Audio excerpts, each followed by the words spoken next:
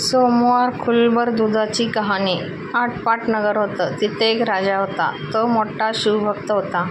त्याच्या मनात आलं, आपल्या महादेवाच्या गरबारा दुधाने भरावा.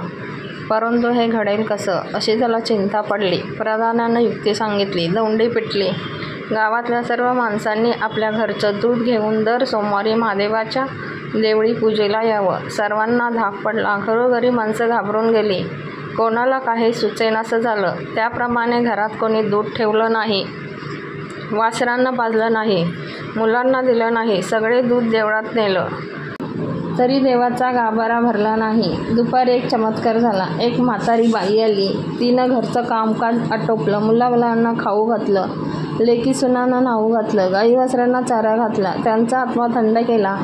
त्यांच्या जीवाचं सार्थक व्हावं म्हणून थोडं गंध व फूल घेतलं, 4 तांदळाचे दाणे घेतले, 2 बेलाची पानं घेतली आणि खुलभर दूध घेतलं. बाई देवळात आली, मनोभावे पूजा केली, थोडं दूध नैवेद्याला ठेवलं, देवाची प्रार्थना केली.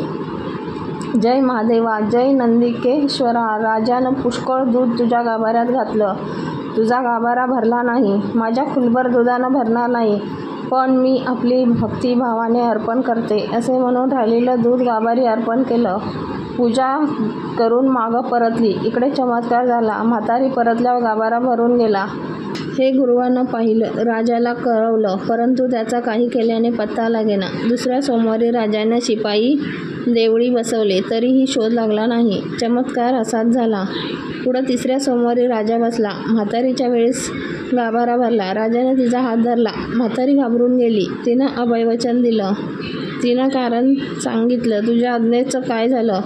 वासरांचे, मुलांचे आत्मे तळमळले. मोठ्या माणसाची हाय हाय माती आले. हे देवाला आवडत नाही, म्हणून गाभारा भरला नाही. याला युक्ती काय करावी. मुला वासरांना दूध पाजावं, घरोघरी सगळ्यांना आनंद करावा, देवाला भक्तीनं पंचामृत स्नान घालावं, दुधाचा नैवेद्य दाखवावा, म्हणजे देवाचा गाभारा भरेल, देव संतुष्ट होईल. म्हातारीला सोडून दिलं. गावात दौंडी पिटवली. चौथ्या सोमवारी राजानं पूजा केली. मुलाबाळांना, गाई वासरांना दूध घेऊन उरलेलं दूध देवाला वाहिलं. डोळे उघडून पाहतात तो देवाचा गाभारा भरून आला. राजाला आनंद झाला. म्हातारीला इनाम दिलं. लेकी सुना घेऊन म्हातारी सुखानं नांदू लागली. तसं तुम्ही आम्ही नांदू. ही 60 उत्तराची कहाणी 5 उत्तरी सुफळ संपूर्ण.